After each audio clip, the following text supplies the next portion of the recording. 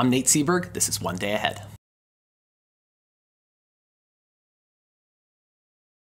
Welcome to One Day Ahead to Kill a Mockingbird chapters 4, 5, and 6. Here we dive into a summary and analysis of Harper Lee's 1960s classic. If you're an educator, check out my teaching unit. It's got everything you need, link below. As ever, these are not spoiler-free videos, but if you're good to go, then remove your pants and run like hell, because it's time to dive into chapters 4, 5, and 6.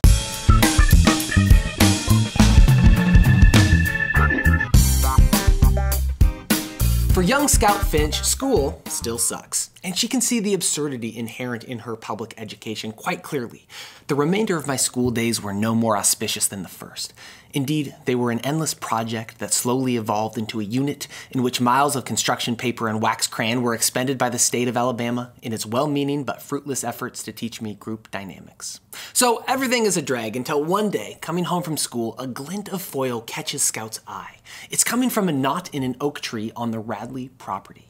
Scout examines closer and finds 2 pieces of Wrigley's Double Mint bubblegum. Scout conducts a prudent poison check. She licks it, waits to die, doesn't, and then shoves the gum into her mouth. The kids don't put it together in this moment, but we know this gift came from Boo, because we real smart.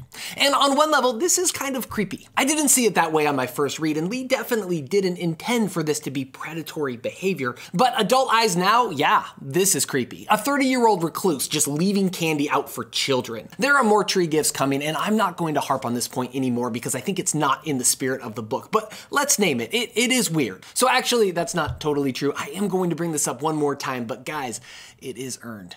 So the school year passes and summer begins. With tax season behind him, Dill is back and the kids start arguing over what to play. They normally pass their day acting out stories and plays, but when they can't come to an agreement, they decide to roll in the tire, which is exactly what it sounds like. Scout goes first and goes too far. Ground, sky, and houses melted into a mad palette. The tire bumped on gravel, skeetered across a road, crashed into a barrier, and popped me like a cork onto the pavement. Dizzy and nauseated, I lay on the cement and shook my head still, and heard Jem's voice. "Scout, get away from there, come on!" I raised my head and stared at the Radley steps in front of me. I froze. Scout panics, runs away without the tire, and Jem has to go back to get it, saying, "I swear, Scout, sometimes you act so much like a girl, it's mortifying." She continues, there was more to it than he knew, but I decided not to tell him. This little adventure breaks the what should we play impasse because Jem comes up with a banger of an idea. "I know what we're gonna play," he announced. "Something new, something different. Boo Radley." Scout is assigned the role of Mrs. Radley. She sweeps the porch. Dill is Mr. Radley, which is fitting because he already looks like a 48-year-old accountant, and Jem is Boo. He crawls under the front porch and shrieks and howls from time to time. As the summer progresses, so does the play. It expands to encompass the whole Radley saga we covered in chapter 1, including the climax of the play, where Boo unexpectedly and, in my opinion, quite awesomely, plunges a pair of scissors into his crazy father's leg before extracting them and returning to calmly cutting up a newspaper. It's during this rather obvious scene that the kids are finally caught in their cruelty by Atticus. He guesses at the truth. The kids lie, but it's obvious that he knows. Scout says Atticus's arrival was the second reason I wanted to quit the game. The first reason happened the day I rolled into the Radley front yard. Through all the head shaking and Jem yelling, I had heard another sound. Someone inside the house was laughing. And that's chapter 4. Chapter 5 is a welcome change of pace because we get to spend it with the neighbor, Miss Maudie Atkinson. Miss Maudie, we will come to discover, is awesome. She is one of the 2 female role models for Scout, but while the other Aunt Alexandra is rigid, vain, and generally sucks, Miss Maudie is like the female version of Atticus, or perhaps Atticus is the male version of Miss Maudie. Feminism. Scout is sitting with Miss Maudie one evening and their conversation turns to Boo. She wants to know how Miss Maudie can be sure that Boo is still alive. Maudie answers, "What a morbid question, but I suppose it's a morbid subject. I know he's alive, Jean Louise, because I haven't seen him carried out yet. Maybe he died and they stuffed him up the chimney." That's a solid point. The rest of this conversation goes some pretty interesting places, but we will hit that in the deep dive. This chapter ends with the latest in a series of brushes with Boo. First it was slapping the house, then it was the gifts in the tree, then Scout in the tire. The first half of this book really consists of successively closer contacts with Boo. Today the boys have a brilliant idea. They're going to invite him to come have ice cream, which is the next logical step. They attach a note to a fishing pole and are going to slip it through a side window, except instead they are caught by Atticus, who roundly rebukes the kids for tormenting that man. And that's chapter 5. In chapter 6, the kids take tormenting that man to the next level. It's the last day of summer, and here's the plan. They are going to use the cover of darkness to get a look at Boo through one of the windows. Game on. They waited until tonight because nobody could see them at night, because Atticus would be so deep in a book he wouldn't hear the kingdom coming, and because if Boo Radley killed them, they'd miss school instead of vacation. This is more very solid kid logic. They decide to sneak in through the garden behind the Radley house, and getting under the fence wire is a tight squeeze for Jem. They navigate the yard, avoid the chickens, check a side window, then Jem mounts the back porch while Scout and Dill look on. Scout says, "Then I saw the shadow. It was the shadow of a man with a hat on. The back porch was bathed in moonlight, and the shadow, crisp as toast, moved across the porch toward Jem."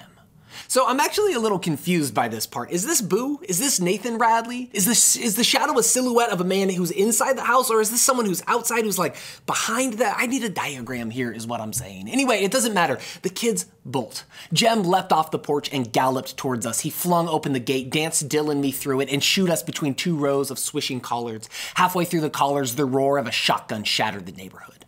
Blind with panic and scrambling to get out, Jem gets his pants caught on the bottom wire of the fence. He kicks his way out of the pants, leaves them behind, and the kids tear home. Knowing the late-night shotgun blast would draw the neighborhood, and knowing their absence would be suspicious, the kids pull themselves together and walk out, all like, "Hey, what's going on?"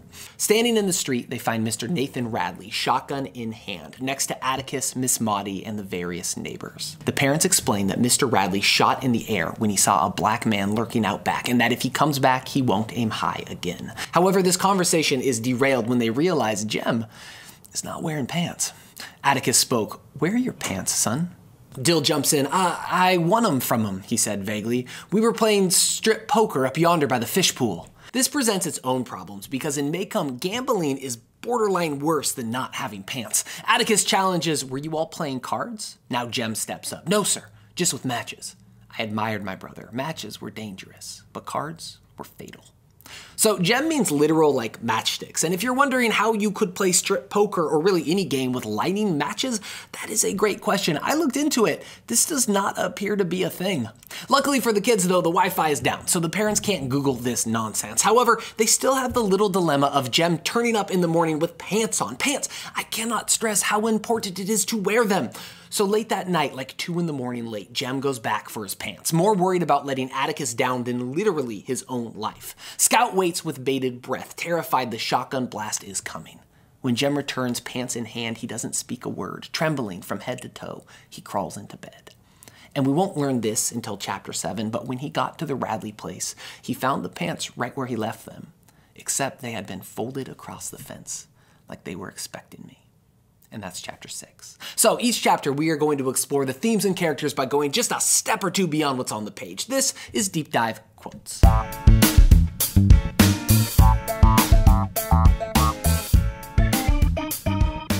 To start today, I want to return to the Scout Maudie conversation in chapter 5. Scout wants to talk about Boo. She's fascinated, but instead of feeding into her rather cruel preoccupation, Miss Maudie steers the conversation to the family that produced Boo, and her words introduce us to yet another major theme of this book, something I'm going to call ostentatious morality. Let's break that word down. Ostentatious is a pretentious display designed to impress or attract notice. Ostentatious morality, then, is being good and making sure people notice. Miss Maudie frames what happened to Boo by explaining that the Radleys are foot-washing Baptists. Just to be clear, this is not a denomination. Baptist is, and Baptists are great. I love a good Baptist. No, Miss Maudie is using this term as a slight. She is saying that they live their lives in a state of constantly, vigilantly, scrupulously, and most importantly, publicly avoiding sin. Miss Maudie illustrates the concept by talking about some country folks, also foot-washing Baptists, who, when they saw her beautiful garden, announced loudly that she would be going to hell. They thought I spent too much time in God's outdoors and not enough time inside the house reading the Bible. So, you know these people. Rigid to the point of cruelty, suspiciously selective in their interpretation of the Bible. Their attacks are very public, void of humanity, and they self-justify their cold-hearted approach because the stakes are literal hell, at least to them. It's how you end up with these people. I question their motives.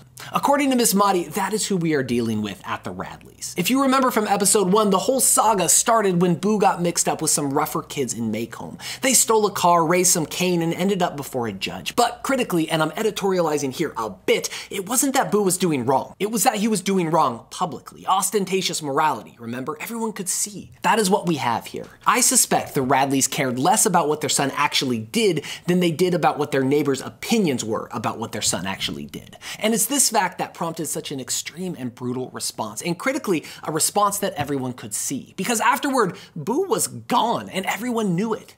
There are just some kind of men who are so busy worrying about the next world, they've never learned to live in this one.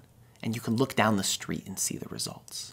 But it's also clear that somewhere along the line, this went too far. I am not suggesting that they intended to keep Boo inside for 30 years. I'm suggesting that when their ostentatious response prioritized the opinions of their neighbors over the reality and needs of their son, well, they traded what it was for what it looked like, and they ended up doing real and lasting damage to Boo. And on like a book-wide scale, this section is here to show us the stakes of evil.